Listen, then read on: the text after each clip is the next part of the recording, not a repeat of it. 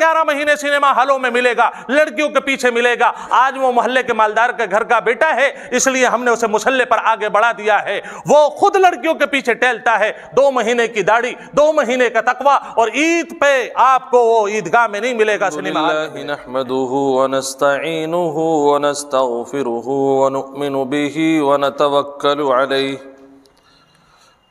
ونعوذ باللہ من شرور انفسنا ومن سیئات اعمالنا من يهده الله فلا مضل له ومن يضلله فلا هادي له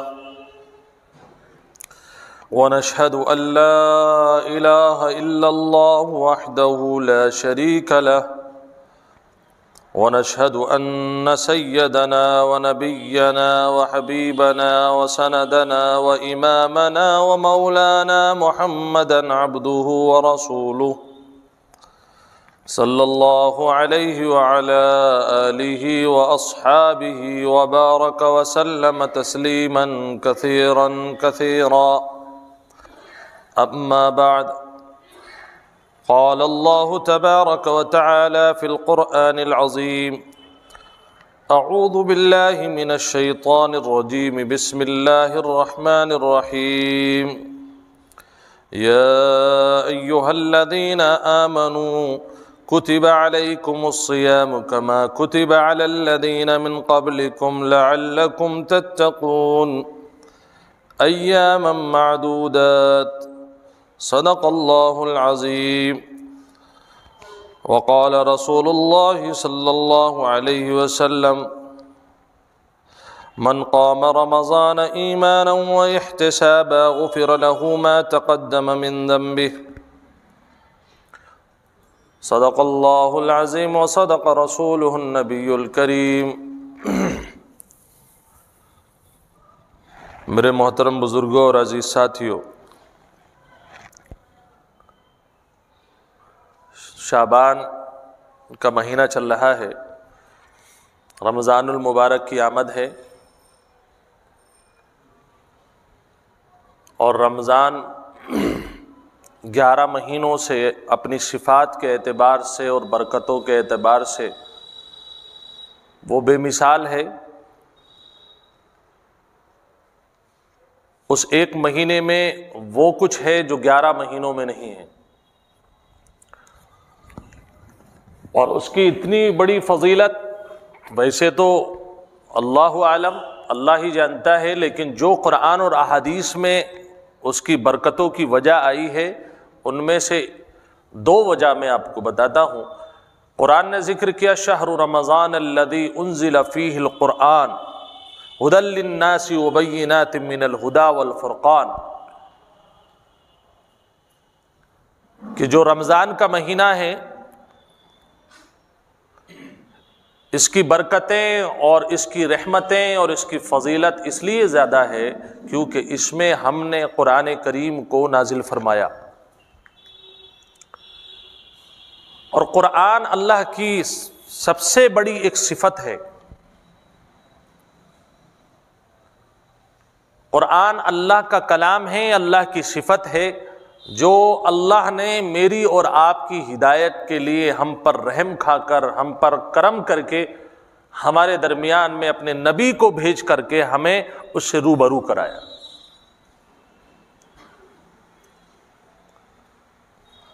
دوسری وجہ، آپ بار بار ایک سورت پڑھتے ہیں: انا انزلناہ فی لیلۃ القدر وما ادراک ما لیلۃ القدر لیلۃ القدر خیر من الف شہر۔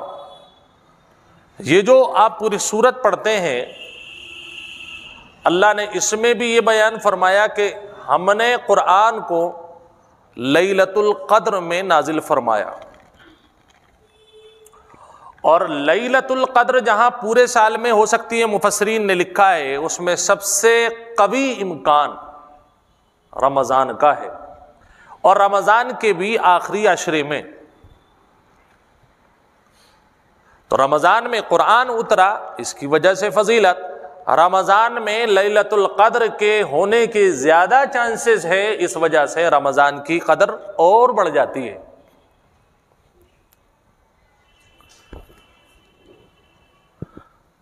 اب رمضان المبارک اور اعتبار سے بھی فضیلت والا ہے. 11 مہینوں میں جو ہم نے کھل کر کے گناہ کیے ہیں، شیطان نے ہمارے اوپر حملے کیے اور ہم اس کے کہنے میں آ گئے.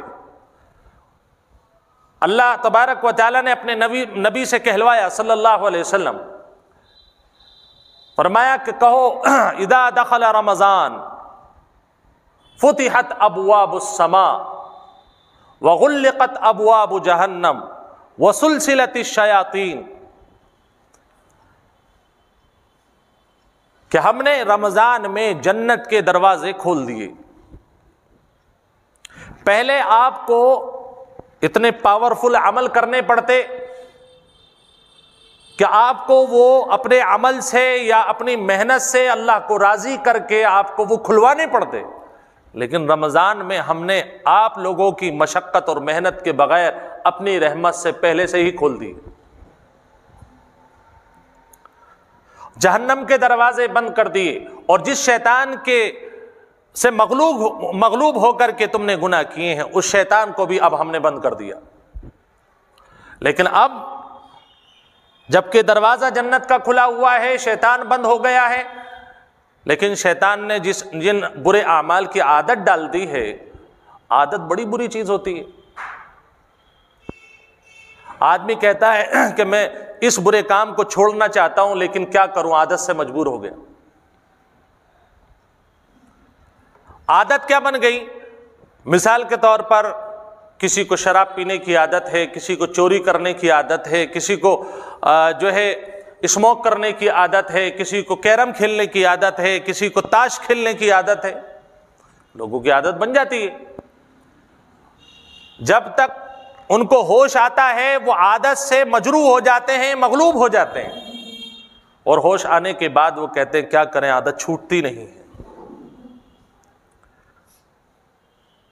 اس لیے اللہ کے نبی صلی اللہ علیہ وسلم فرما رہے ہیں کہ دیکھو شعبان کا مہینہ ہے، اب سے چھوڑنے کی، گناہوں کو چھوڑنے کی ریہرسل شروع کر دو.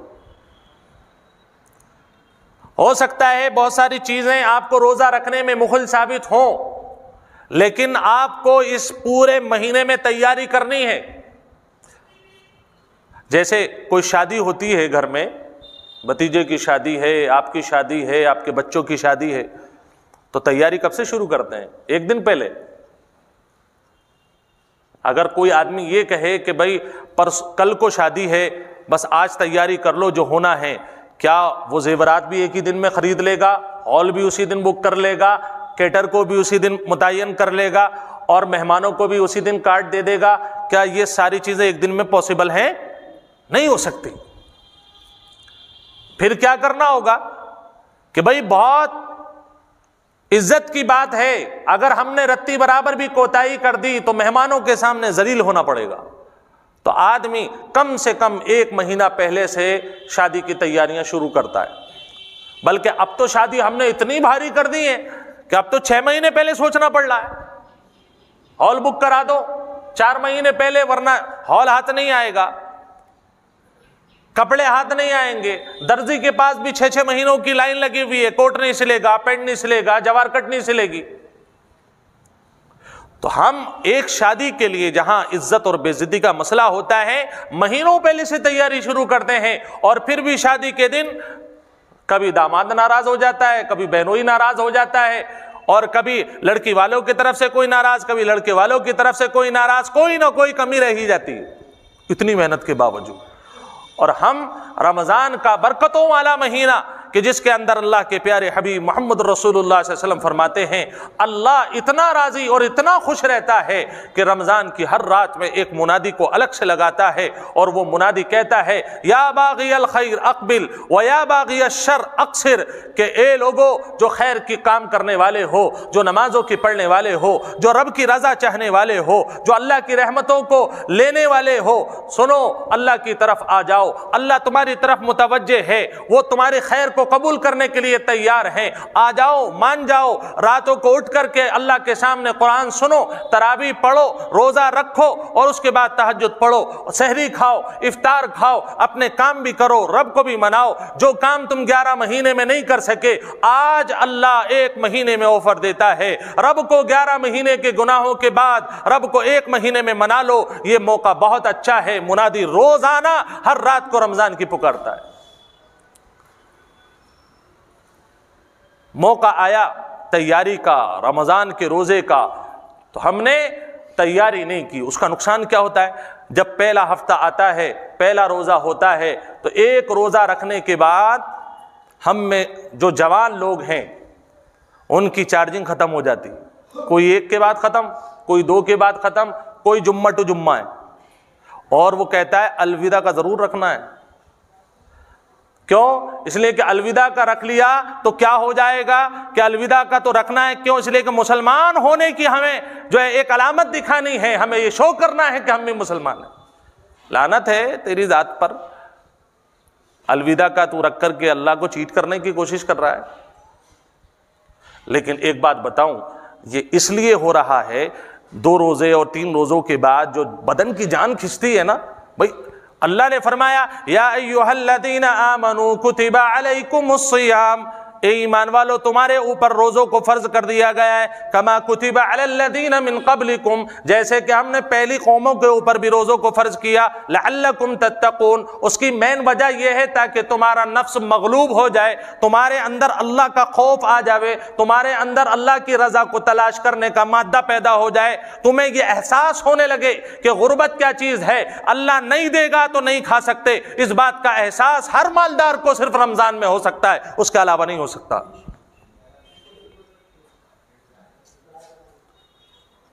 لعلکم تتقون، مقصد تو نفس کو ہلکا کرنا تھا، اور نفس کی چکر میں آ کر کے ہم نے روزوں کو چھوڑ دیا۔ ہم بیٹھے ہوئے ہیں، کیا ہوا؟ بولے کل روزہ رکھا تھا صاحب، برا حال ہو گیا، بڑی شدید گرمی تھی، بڑی پیاس تھی، اور جو لوگ پریکٹس نہیں کرتے، پورے سال ریہرسل نہیں کرتے، وہ جس دن روزہ رکھتے ہیں اس دن اشاروں میں بتاتے ضرور ہیں کہ آج جناب کا روزہ ہے۔ وہ بتائیں گے آج گرمی بہت ہے، آج تو شہری میں بھی بہت گرمی تھی۔ کیا مطلب؟ سامنے والا نہیں سمجھ رہا تو پھر کہے گا، بولے آج تو 10 بجے کے بعد ہی پیاس لگنے لگی۔ سمجھانا چاہتا ہے آج میرا روزہ ہے۔ اور جو لوگ اللہ کے لیے روزہ رکھتے ہیں وہ کسی کو نہیں بتایا کرتے۔ پورے سال روزہ رکھنے والے مرد تو مرد ہیں، میں عورتیں دکھا دوں گا، تم مردوں تمہاری مردانگی پر لعنت ہے، تم عورتوں سے بھی گئے گزرے نکلے جو پورے سال، میں نے ایسی عورت، خود میری نانی محترمہ پورے سال روزے، اکثر دن روزے رکھا کرتی، اور مجھ سے کہتے ہیں کاش ایسا ہو جاتا کہ پورے سال کے روزے ہوتے۔ میں نے کہا نانی تم تو سارے زمانوں کو ٹپکا دو گی، یہ تو کچھ بھی نہیں کریں گے، یہ تو سب کے سب ڈائریکٹلی جہنم میں جائیں گے۔ عورت ہو کر کے وہ پورے سال روزہ رکھنے کی تمنا کر رہی ہے۔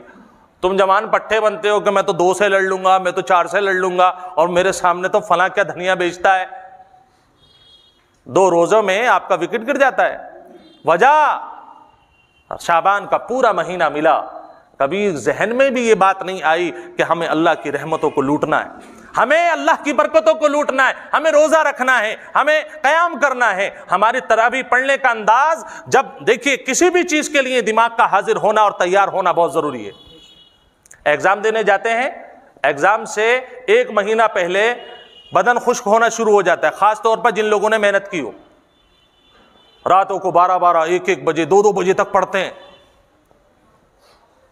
کیا ایگزام آ گیا، ڈیٹ قریب آ رہی ہے، اور جب محنت کی ہوئی ہوتی ہے، امتحان حال میں جب بیٹھتے ہیں، پرچہ دیکھتے ہیں، دل خوش ہو جاتا ہے، لکھ کر کے آ جاتے ہیں۔ لوگ 4 گھنٹے میں لکھ رہے ہیں، اس نے 1.5 گھنٹے میں سمٹا دیا۔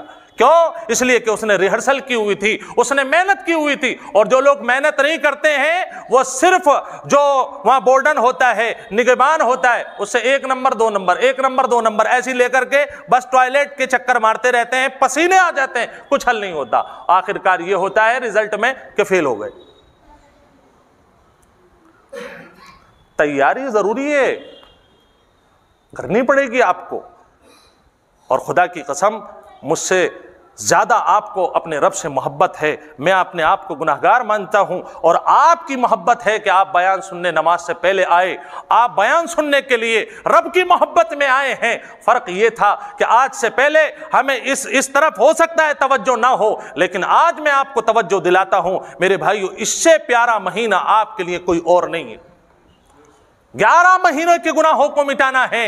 میرے نبی صلی اللہ علیہ وسلم نے فرمایا من قام رمضان ایمانا واحتسابا غفر له ما تقدم من ذنبه وما تأخر، کہ جس شخص نے ایمان کے ساتھ اللہ پر بھروسہ کر کے رمضان المبارک میں تراویح پڑھی، قیام کیا ہے، اور ایک حدیث کا دوسرا جز دوسری جگہ ذکر کیا، جس نے رمضان کے روزے ایمان اور احتساب کے ساتھ رکھے ہیں، اللہ اس کے 11 مہینے کے صغیرہ گناہوں کو معاف فرما دے گا۔ اللہ اکبر۔ قرآن شفاعت کرے گا اللہ سے، اے اللہ یہ رات کو افطار کے بعد بہت تھک جاتا تھا، دن بھر بچوں کے لیے کماتا تھا، رات کو تراویح پڑھتا تھا، تھکا ہارا بھی آتا تھا تو تراویح پڑھ کے ہی سوتا تھا۔ حدیث میں ہے اللہ سے قرآن جرا کرے گا، روزہ جرا کرے گا، اے اللہ اس کو عذر تھا لیکن عذر کے باوجود اس نے روزہ رکھا، عذر تھا اس کے باوجود، تھکاوٹ کے باوجود اس نے قرآن کریم کے 2 پارے سنے ہیں، اے اللہ میں تجھ سے سفارش کرتا ہوں آپ کے اور جہنم کے درمیان میں قرآن کھڑا ہو جائے گا، کہے گا اللہ پہلے اسے معاف کر، بعد میں سارے کام ہوں گے، اور اللہ کو اتنا پیار آئے گا جس کی سفارش قرآن کر دے اللہ اس کو جہنم میں نہیں ڈالے گا۔ میرے بھائیو تراویح کا ماحول آنے والا ہے، نورانی ماحول ہے، زندگی کے 11 مہینے گزر گئے، خدا کی قسم پتہ بھی نہ چلا، ایسا لگ رہا ہے جیسے ابھی پیچھے رمضان گزرا تھا، پھر رمضان آ گیا۔ تو کیا 11 مہینے گناہ کے ساتھ گزار دیے، 1 مہینہ کیا رب کے رضا کے ساتھ نہیں گزار سکتے؟ اور اللہ آپ کو کمانے منع نہیں کر رہا اس مہینے میں، بس آپ کو اللہ کے سامنے خاص طور پر تراویح میں کھڑا ہونا ہے، روزہ رکھنا ہے۔ دن یوں ہی گزر جاتا ہے۔ جن لوگوں کو فاقے ہوتے ہیں، ایک نظر ترکی کے ان مظلوموں کی طرف اور سیریا کے ان لوگوں کی طرف بھی آپ دیکھ لینا کہ ان کے پاس کھانے کو نہیں ہے۔ ابھی میں جمعیت کا اعلان پڑھ رہا تھا کہ 1 کروڑ روپیہ ہمیں وہاں تک پہنچانا ہے، اللہ جو لوگ بھی پہنچا رہے ہیں ان کے مال کو قبول فرمائے۔ ان بیچاروں کے پاس کھانے کو نہیں ہے، سمجھ لو کہ اللہ کا انعام ہے۔ اگر ان کی جگہ ہم ہوتے، اولاد بھی جاتی، کسی کے ماں باپ جاتے، پھر بھی بھوک برداشت کرتے یا نہیں کرتے؟ کیا اللہ سے تم لقمہ چھین سکتے ہو؟ نہیں، یہ اللہ کے کرم کی بات ہے، موقع ہے، صحت کے باوجود عبادت کرو، اللہ راضی ہو جائے گا۔ تراویح ہم کیسے پڑھنا ہے میرے بھائیو؟ تراویح اس طریقے سے ہم پڑھتے ہیں، امام صاحب پہلی رکعت میں رکوع میں جائیں گے تب ہم نیت باندھ کر کے کھڑے ہوں گے۔ نہیں، یہ رب کو راضی کرنے والی باتیں نہیں ہیں، یہ تو آپ نے اپنی اوور اسمارٹنیس دکھائی ہے۔ اسمارٹنیس فائدہ دے سکتی ہے لیکن اوور اسمارٹنیس فائدہ نہیں دے سکتی۔ اوور کانفیڈنس جو لوگ ہوتے ہیں وہ ہمیشہ دھوکہ کھاتے ہیں۔ دنیا میں جب یہ اصول ہے، آپ کو حکم تھا کہ تکبیر اولیٰ کے ساتھ کھڑے ہوتے، آپ کو تراویح میں قرآن کا ایک ایک لفظ سننا تھا، آپ نے 1 رکعت کو چھوڑ کر کے رکوع میں شامل ہو کر کے رکعت پالی، لیکن قرآن کی سنت کو آپ نے ادا نہیں کیا۔ اور قرآن بخشوانے والا تھا تو کیا ایسے قرآن سفارش کر دے گا؟ آپ نے دھوکہ دیا ہے۔ نیت کرو اب تک جو غلطی ہو گئی تھی انشاءاللہ دوبارہ نہیں کریں گے۔ پوری شدت کے ساتھ اس میں ایک بات عرض اور کر دوں، بہت سارے لوگ 5 دن کا 7 دن کا کوئی شبی نہیں پڑھ کر کے نکل جاتا ہے، یہ بھی غلط فہمی ہے۔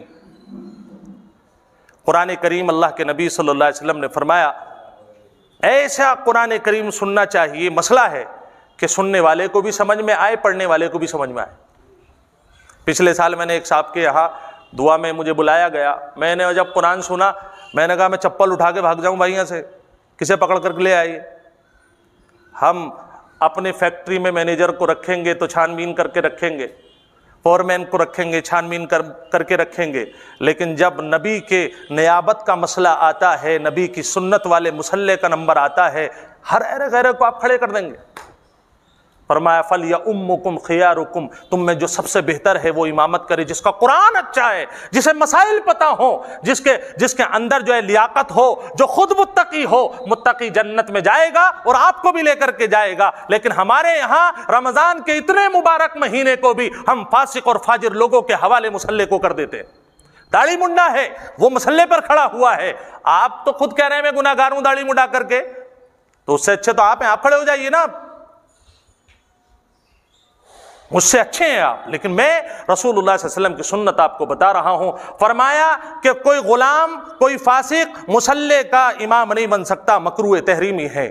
پہلے آپ آفس کے لیے آدمی تلاش کر رہے ہیں تو چھانبین ہے، پہلے دیکھ لو یہ قرآن اچھا پڑھتا ہے یا نہیں، کہیں ایسا تو نہیں ہے اس کی داڑھی نقلی ہو، 2 مہینے پہلے اس نے چھوڑ دی، آپ کو دھوکہ دیا، قوم کو دھوکہ دیا اور اللہ کو بھی دھوکہ دینے کی کوشش کر رہا ہے۔ اور وہ شخص جو پورا 11 مہینے سینما ہالوں میں ملے گا، لڑکیوں کے پیچھے ملے گا، آج وہ محلے کے مالدار کے گھر کا بیٹا ہے، اس لیے ہم نے اسے مصلی پر آگے بڑھا دیا ہے، وہ خود لڑکیوں کے پیچھے ٹہلتا ہے، 2 مہینے کی داڑھی، 2 مہینے کا تقوی، اور عید پہ آپ کو وہ عیدگاہ میں نہیں ملے گا، سنیما ہال میں ملے گا۔